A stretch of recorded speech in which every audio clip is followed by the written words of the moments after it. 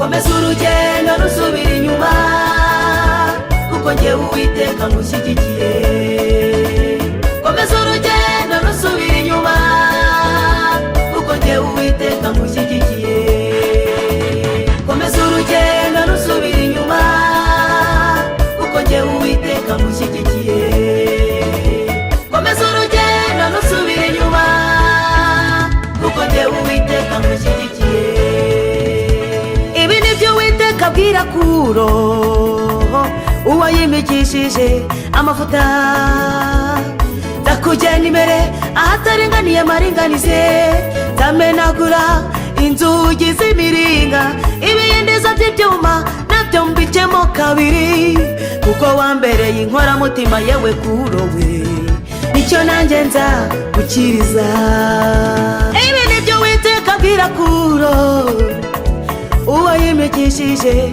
amavuta nza kugenda imbere ahataringaniye maringanize ndamenagura inzugi z'imiringa ibiyindiza by'ibyuma nabyo mbicemo kabiri kuko wambereye inkoramutima yewe Kuro we nicyo nanjye nza gukiriza zohereza amavubi akugenda imbere nta ntwaro wacuriye kukurwanya izagira ikigutwara oya komera n'imbwa ntizakumokera wowe komeza ukiranuke ndi kumwe nawe mwana wanjye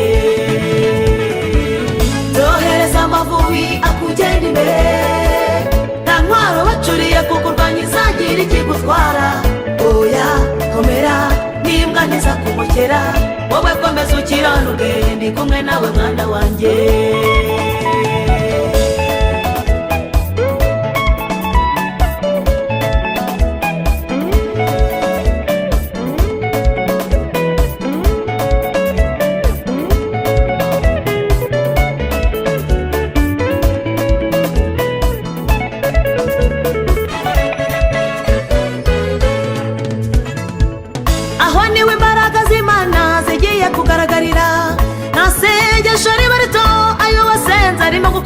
komeza usenge wizere nta byacitse imbere y'Imana kuko Imana igifite ingabo zo gutabara bera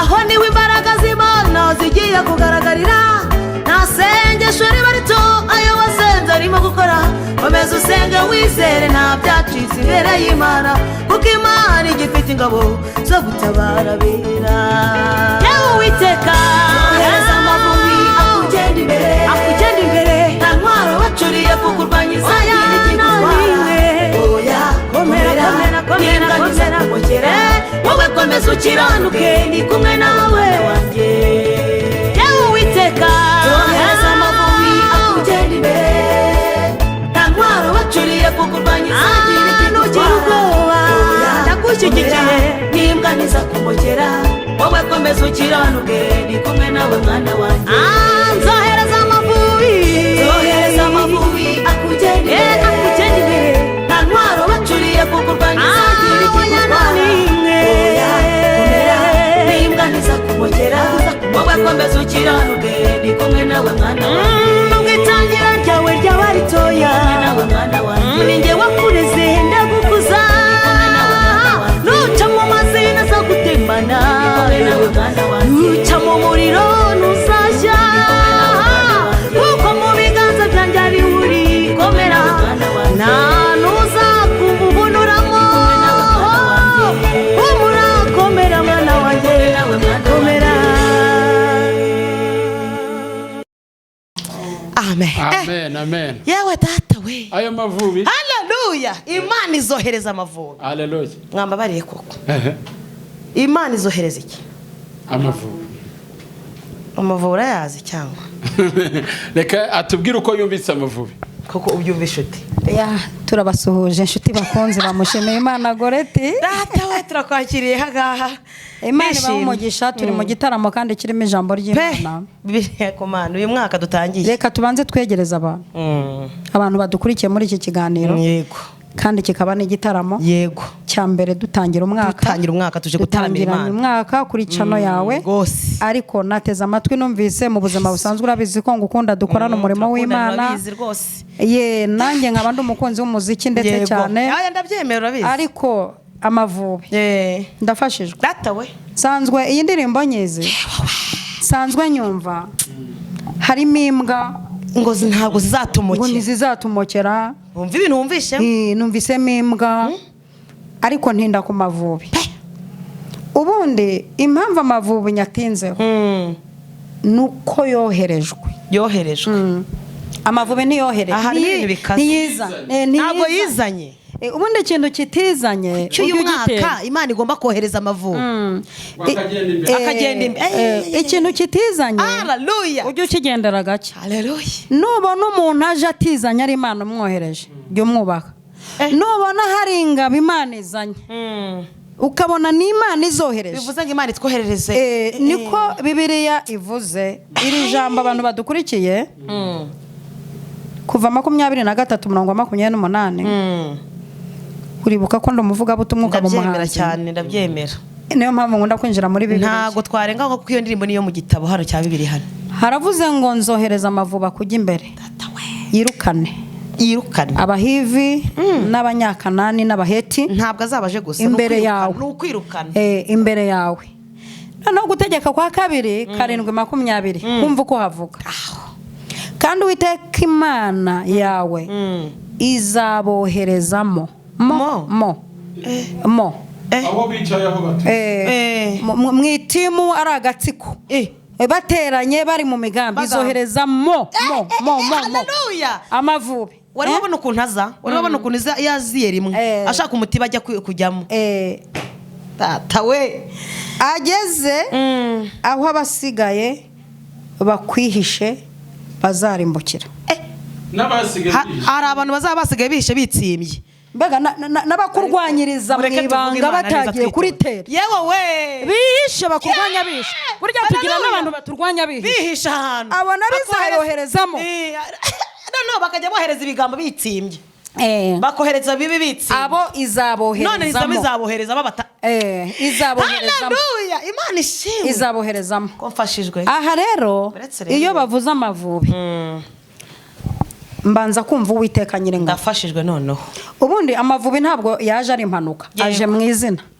ry'Uwiteka Nyiringabo impamvu yitwa Nyiringabo hazamo n'Amavubi igira ingabo ikoresha iyishe ntabwo Uwiteka ajyaza atabanje ingabo imbere ahantu izina Uwiteka Nyiringabo rituruka n'aha ngaha riturukamo Uwiteka Nyiringabo afite ingabo akoresha Farawo yazi kubwira ibikeri bije bivuga bikora karasisi bipfa izo ni ingabo data we let's uzirebe hakaba n'ingabo z'abamarayika ajya akoresha amatwi mwumva Imana byagira gutyo Uwiteka akohereza ibisubizo hagira dayimoni bitangira mu kirere akavuga ati mu ngabo mfitemo umujepe wibitseho sentiri rutantwari Mikayire uwaraza ari ingabo irwana hakaza n'ingabo yitwa Gaburiyeli izanye ubutumwa uri kuvuga ku ngabo zitandukanye z'Uwiteka kugira ngo arwanire ku Mavubi utagira ngo igira Amavubi gusa kuko ari naho yazanye ibibugu ninda mukongo wose mu gihugu baravuga ati narabikozwe n'urutoki na kaburimbo ihinduka inda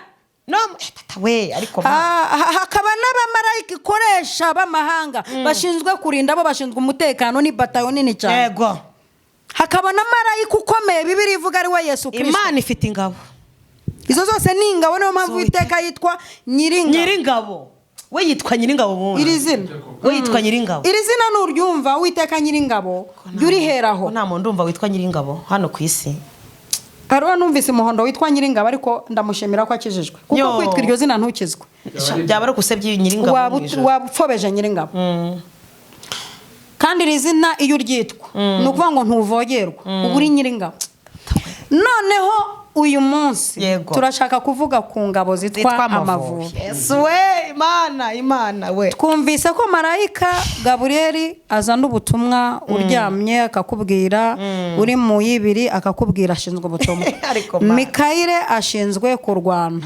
abaserafi n'abakerubi bafite icyo bashinzwe ibizima bishinzwe kuvuga ko yera ingabo zitwa amavubi zo zishinzwe kugenda imbere. Ubundi hari ingabo zigenda imbere. Genda imbere. Mana nyiribe.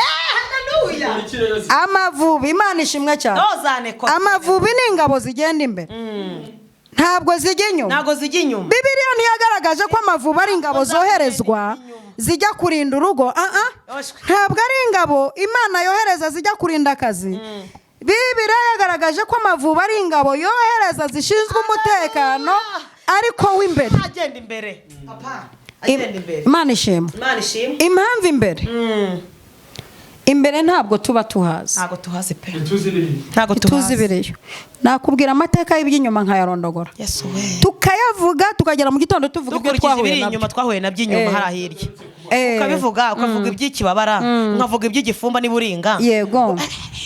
Buriya Dawidi yavuze iby'inyuma avuga iby'intare, avuga ibyo mu nka, avuga iby'idubu, avuga ibyo mu ishyamba, ariko iby'imbere avuga kuboha ibirago nkanabyikorera, avuga gutunda ibijumba birenze imisozi. Ibyo ni iby'inyuma. Ni iby'inyuma. Ariko imbere Imana ishimwe. Uwiteka we abwa icyubahiro Mana. Impamvu Imana ivuga ngo nzohereza amavubi akugenda imbere biba bisobanuye iki? Kugira ngo Imana ijye kohereza aya mavubi hari aho byari biturutse. Ntabwo ipfa no kohereza. Hatazagira n'umuntu witetesha akavuga akavuga ngo Imana ivuze ko yohereje amavubi agiye kungenda imbere. Aya mavubi ntabwo Imana ipfa kuyohereza. Iyohereza mu gihe urugamba rwakaze kandi kabona uwo rwakariye ahagaze neza mu rugamba. Urakoze cyane. Ahagaze mu mbaraga zo kururwana, ari kurwana nk'utegereje ubutabazi. Uyu muntu uri kurwana ari kurwana nk'utegereje ubutabazi buva mu ijuru. Ntabwo ari kurwana nk'utegereje ubutabazi buva mu bo biganye no mu miryango y'iwabo. Ntabwo ari kurwana nk'umuntu utegereje ubutabazi buva mu bo mukorana. Kugira ngo Imana ideside ivuge ngo nzohereza amavubi akugenda imbere. Nuko ubibona byarenze ibibona byarenze. Nta kutagize mu rugamba witwaye neza. Mu rugamba wanze gukora ibyaha. Yego. Mu rugamba uri mu rwana warayirindireye. Uri muri ntabara uzantabara ntabaye sinzasubira mu mibabaro yawe. Uri murarimba ngo uzaza ryari mucunguzi wime bwa bwami budashira. Ibi bituma Imana ivuga iti no birahindutse. Yewe Uwiteka ajya kwifatanya n'umwana wanjye Nyiringabo. Reka nifatanye. Shingiye uburyo imbere nta muntu ujya uhajya. Iyo watsinze umuntu arakubwira ati nkuri inyuma. Kavuga neza. Iyo uteguye ubukwe umuntu arakubwira ati nkuri inyuma. Turagushyigikiye n'umugabo wanjye tukuri inyuma na famiye twese tuzakinya. Nta muntu utinyuka imbere. Imbere harakomeye. Imbere ni aha Nyiringabo. Ni aha Nyiringabo ufite ingabo. Ntihazagira umuntu ukubeshya ngo akuri imbere no. Imbere ni aha Nyiringabo kuko Nyiringabo hari amakuru atunekera imbere tutazi. Hari amakuru amenya imbere tutarahagera. Akamenya ko nubwo urokotse icyo ukiranuka ariko imbere hari ingabo zenda kukwica z'abadayimoni. Niyo mpamvu amanuka ari Uwiteka Nyiringabo akavuga tumva imbere Muhammad akajya dutega ngo n'ikindi gihe akadutega n'ikindi gihe. Iri jambo rivuye ku nkuru za Kuro. Urakoze bambe we. Kuro yabwiwe ari mu gihe cyo gusenga. Abwirwa amagambo avuga ngo nzakugenda imbere kuko inyuma waratabawe. Amateka y'inyuma wayavuga ariko imbere ntabwo yazi. Nzakugenda imbere kuko imbere iyo ndebye mbona hari ahantu hataringanizwa n'umuntu. Imbere icyo nzakora nzaharinganiza kugira ngo ngukure mu gikombe. Igikombe nginduye amasoko Kuro utarakigeraho. Nzakugenda imbere ahantu hataringaniye maringanize nzamenagura. Ikindi ndi kubona imbere mu kuhagera hari inzugi zifunze kandi izo zugi ni ibyuma. Ntabwo ari imbaho zo mu gakinjiro. Ntabwo ari inzugi zoroheje, ni inzugi z'ibyuma. Icyo nzakora nzazimenagura. Nzafata ibyuma nzicamo kabiri n'ibihindizo byose mvunagure. Kuro tuzakomeza tugenda imbere ntabwo uhaza amakuru y'imbere n'igihe yavuze ngo muri uyu mwaka Imana ikomeze tugenda imbere. imbere kuro hari ikintu cyitwa ubutunzi. Ubwo butunzi kuro buri ahantu hahishwe, ndakurebera imbere nkabona hari ubutabazi. Imbere muri uwo mwaka nkabona hari ibisubizo, ariko ibi bisubizo kuro biri ahantu hahishwe, ntabwo wabasha kujyayo. Ndashimira nta hantu diporome itagera, nta hantu perimi itagera, nta hantu nubwo wurira indege ukagenda ukagaruka, ariko imbere hari ubutunzi ahantu hahishwe utabona. Yego, ubwo ndabuguhaye imbere. Ikindi, imbere hari abantu bakenyereye ku bintu byawe, kandi abantu babikenyereyeho barakaze. Nzabakenyuruza nindangiza ngo ukenyeze. Haleluya, ndagushimye. Ijambo rivuze ku Mavubi. Warakoze cyane. Iyi ndirimbo turagira ngo tubwire abantu badukurikiye, iyo duhimba ntibiva ku marangamutima. Imana igumugisha kuko uhimba winjiye muri Bibiliya. Iki ndakigukundira, urabizi. Iyo uhimba winjiye muri Bibiliya uba uzarama, kuko hari abahanzi benshi batangiye bakenyukira mu nzira baribagirana, ariko uhimba winjira muri Bibiliya gukomera kwawe kuba kukwegereje. None iyi indirimbo abantu badukurikiye naha yaturutse, nzakugenda imbere. Aya Mavubi akugenda imbere yirukane, aya Mavubi izohereze. Yego, ntabwo ipfa kuyohereza nta mpamvu twabibonye. Yego, aya Mavubi nzohereza azakugenda imbere. Yego, hari aho azagera yinjire mu bantu, azabasha kugira ate, yinjire mu bantu. Hari aho nzayohereza hari timu y'abantu itazwi, kuko hari n'abantu baturwanya tutabazi, bataraniyabonesheje. Nkuko Mose na Miriyamu bigeze kwiyerera ahantu banegura Mose. Mose ntiyanabimenya. Urumva ko ari ibya kera? Urumva ko ni ibya kera? Mose ntiyabimenya ko yaneguwe, ariko kubera ko Imana ivuga ngo izaboherezamo, izaboherezamo Amavubi, izaboherezamo. Mose na Miriyamu basheshe ibibembe bazize ubujajwa, bazize kunegura umuntu. Baradedimanga, ngo biriya binavuga ngo ntibimukwiriye, ngo ntimukwiriye, mbese baramuseka. Baramuseka. Byumvikana ko hari abantu basekera mu rwongorerano. Bibiri niko bavuze ngo izaboherezamo, bo izaboherezamo aho bazaba bari hose. Hari abahungu bigeze guhaga banegurira Elisa atambutse, batangira kumwita amazina y'amahimbano, ngo Karuhara, ngo karatambutse, ngo ngako Karuhara karahise. Imana yohereje amadubu, n'amadubu yabashwanyagurije mu nzira, mu ngabo ifite harimo n'amadubu, ngo yese yohereza amadubu ajya muri ubwo buhungu bwari buhaze, wagira ngo bwari bwambaye pocket. Urumva kunegura umuntu w'Imana, amadubu kubera kumuhimba ubuzina.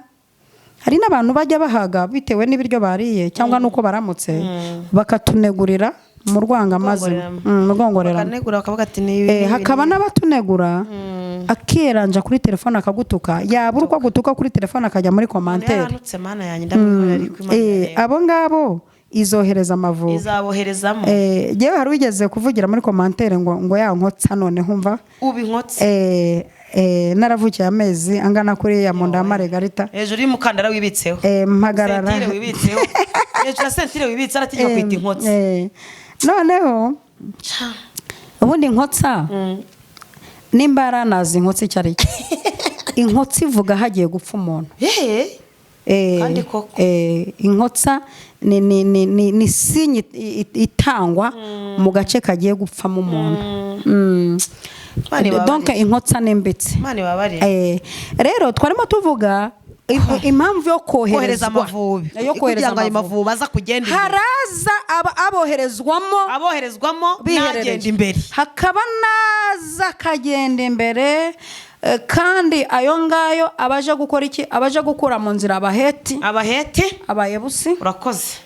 Mbega iyo azaze gukura mu nzira ibintu byakugirira nabi, turatura umugisha ku bantu badukurikiye kuri no channel. Mushimira Imana Goreth.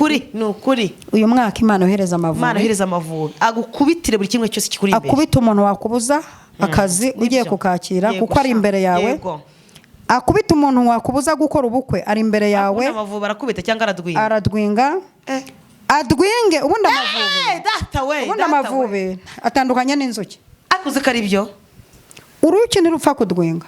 Uruyuki niyo rurumye umuntu ntirusubira mu kintu, nta nubwo rwongera gusubira, rwitwa umuyugiri. ruhita ruhinduka umuyugiri, ntiruba rwemerewe gusubira mu mutiba. Yego.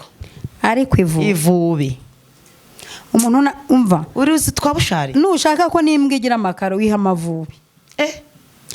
Amavubi abamo amoko. Aya Bibiliya ntiyagaragaje nimba ari ivubi risanzwe cyangwa ari bushari. Ivubi rirakurya ukabyimba, bakaguha za ibuprofene bikanga, umuriro ukaba mwinshi, ugasigaho tungurusumu bikanga, ukamara nk'icyumweru ubyimbye. Ndashimira Imana we, Imana ubuzamure kwizera. Imana yohereza amavubi adwinge buri kimwe cyose kishaka kukugirira nabi.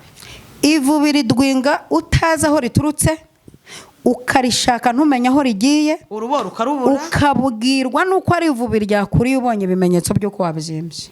Ngizi ingabo Uwiteka yohereje imbere y'uyu muntu dukurikiranye, yohereje ingabo zitwa amavubi, agomba kukugenda imbere, agakubita abaheti, abahivi, abayebusi, agenda akura mu nzira kugira ngo utambuke nk'awumutse. Imana ishimwe, Imana ishimwe, ishimwe rata, Imana ishimwe. Haleluya. Ayiwe data we, impamvu zitagenda inyuma ariko natajyana inyuma amavubi, impamvu yo kutagenda inyuma kw'amavubi. Data we agiye inyuma, Uwiteka ntabwo akora ikosa ryo kohereza amavubi inyuma. Agiye inyuma, abagushaka bamaze iminsi bagushakira mu mujyi bakubona, n'abagushakira mu byaro bakubona, n'abakuroga bakubona, abakurwanya bakubona. Imbere wagwa mu ruzi urwita ikiziba, ariko impamvu ugendwa imbere ni ukuvuga ngo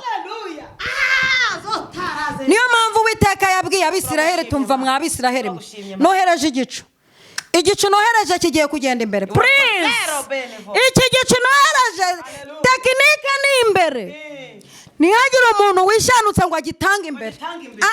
Ajye inyuma kijya imbere. Iki gicu ahantu kibayobora mujyaho, nigitinda mutinde, nikimara iminsi 2 biyo, nikirukanka mwiruke, nikigenda gake mugende gake, kirabagenda imbere. Iki gicu ahantu kibajyana mujyaho. Iki gicu nigikora ikosa ryo guta abantu mu rwobo, iki gicu nigikora ikosa ryo gusubira inyuma, nikijya gita bokere bosaya nigisade kwikereva nitaye kere dosaye nikijya gisubira inyuma. Igicu nigitera rivasi, no ntabwo gitera rivasi, kijya imbere. Kandi igicu kijyaho cyoherejwe, iki gicu cyoherejwe ku nyanja. Urakoze wakabyara imbaraga n'amavuta Mana, ndafashijwe n'impamvu rwose. Tangiye umwaka neza. Urugamba cyaje kwimuka cyane. Umva, iki gicu kiba gifite tekinike, iyo cyoherejwe gukura ibintu imbere. Hari aho cyageze, kibona kabaye, kirimuka hariya ngo ibabera umucyo, ngo abandi babera umwijima, ngo gihita kimuka gato, gihita kijya imbere y'Abanyagiputa, kirabarindagiza, kiba hasi. Iki gicu gihita kijya imbere harakaga, bariya kibabera umwijima kujya dabokere bosaya keye tutaye keye. Mu bapagani mu batwanga buhita bwira, imbere kiramurika, inyuma kizimya amatara, imbere kiramurika. Kirangije kibwira Abisirayeli kiti mwebwe mushyiremo vitesse mwiruke, ndabarindagije mpacurishije umwijima, ntabwo bakibasha kugenda, ndabahwiragije mwambuke gusa tugende. Data we, iki gicu kubarindagiza rero cyakase nanone datangira ibihe akuye n'Imana. Imbere niho nshaka kuvuga, gira imbere, ndafashe. Reka mbabwira amakuru imbere, ndafashijwe.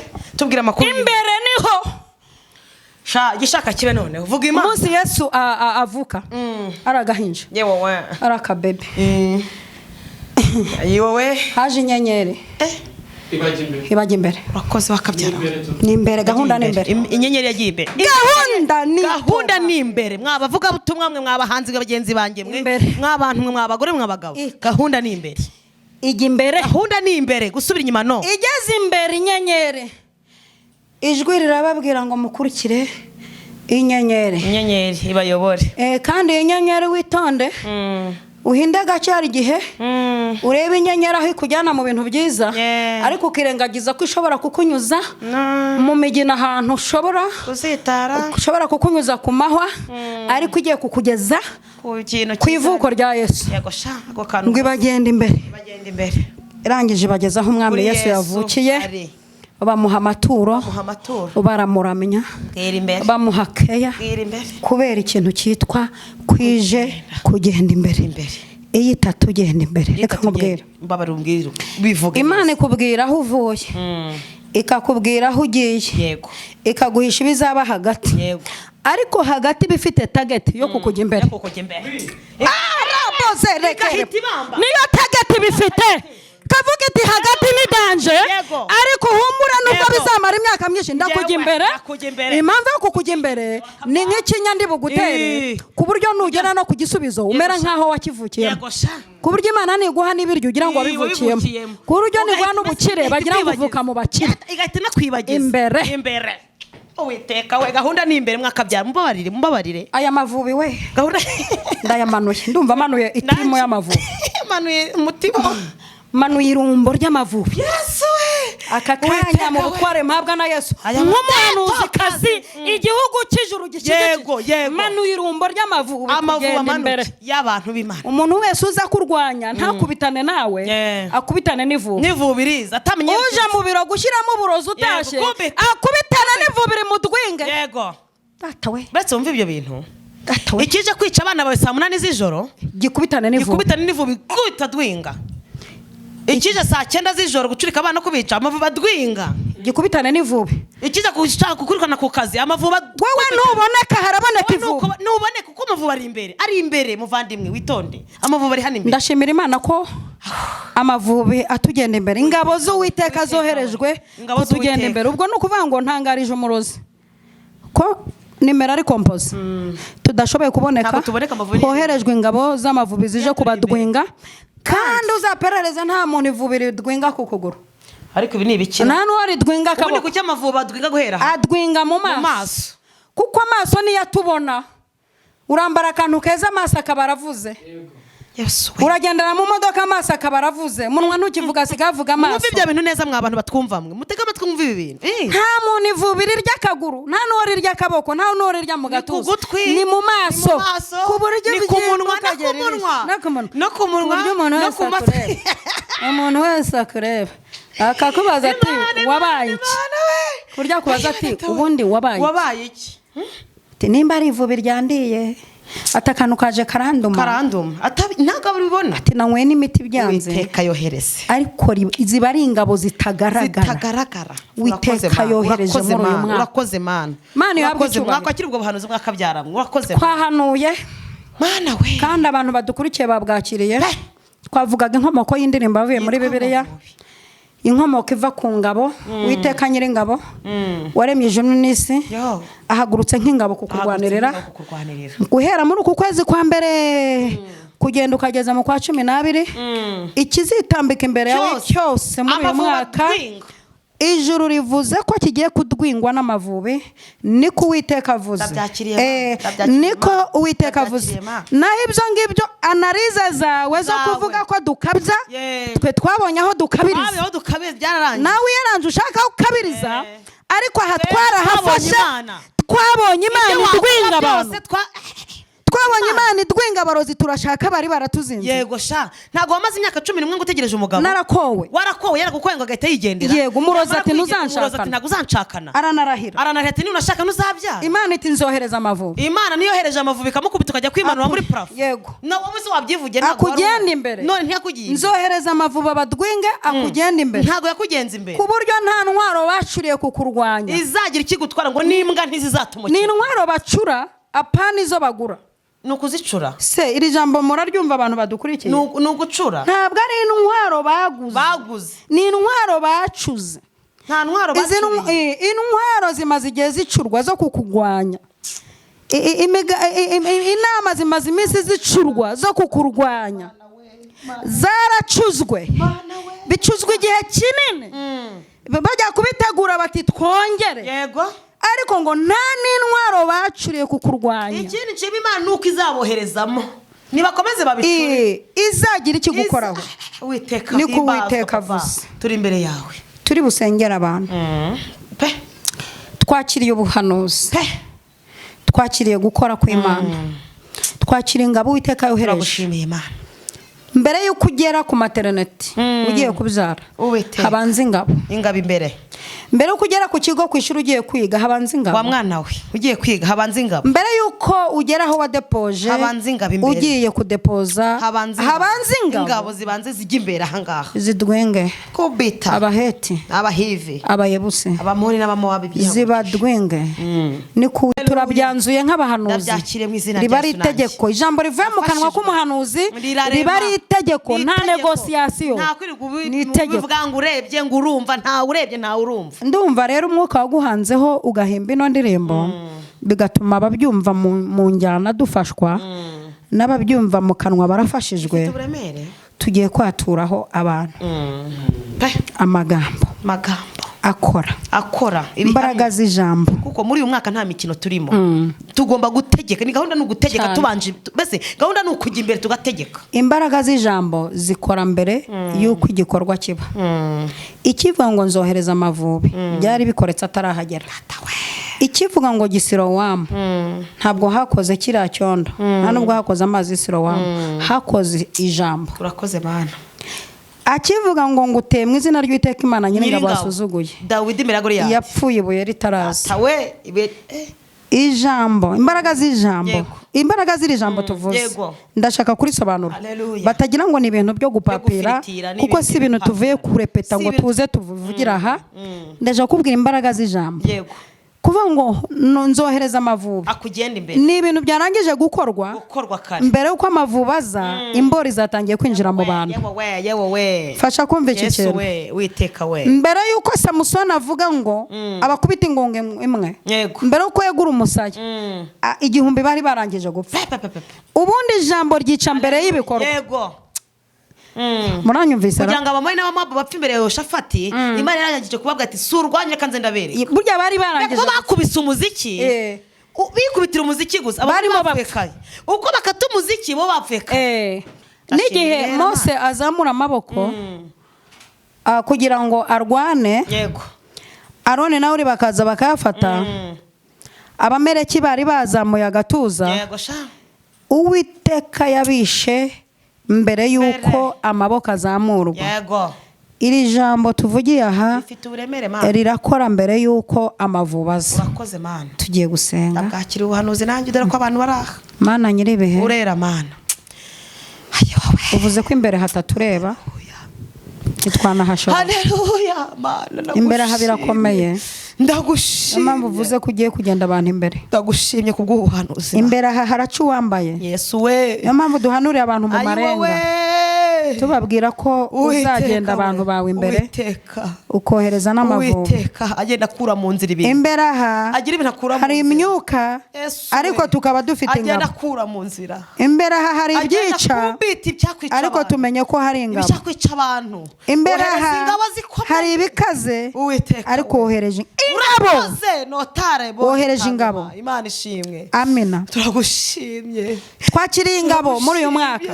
turagushimye buri kwezi twakiriye ingabo zigenda imbere zidwinga turagushimye zizezengeza turagushimye kubwiza ingabo wohereje mu iki gihugu Uwiteka urakoze ugutabaye isi yose Uwiteka turagushimiye umuntu wese wadukurikiranye turagushimye kubwiza ingabo tumusabiye uburinzi bw'imbere urakoze Mana kuko inyuma warahabaye dufite amashimwe y'inyuma dufite ibihamya ariko uburinzi bw'imbere turabwakiriye urakoze papa data wera wo mu ijuru urakoze wakabyara we izina ryawe rihabwe icyubahiro urakoze kuboko kwawe kwiza kubane n'umuntu wese udukurikiye imbaraga zawe zigumye kutugota muri byose tubisenze dushima izina rya data wa twese umwana n'umwuka wera amina Imana ishimwe Imana ishimwe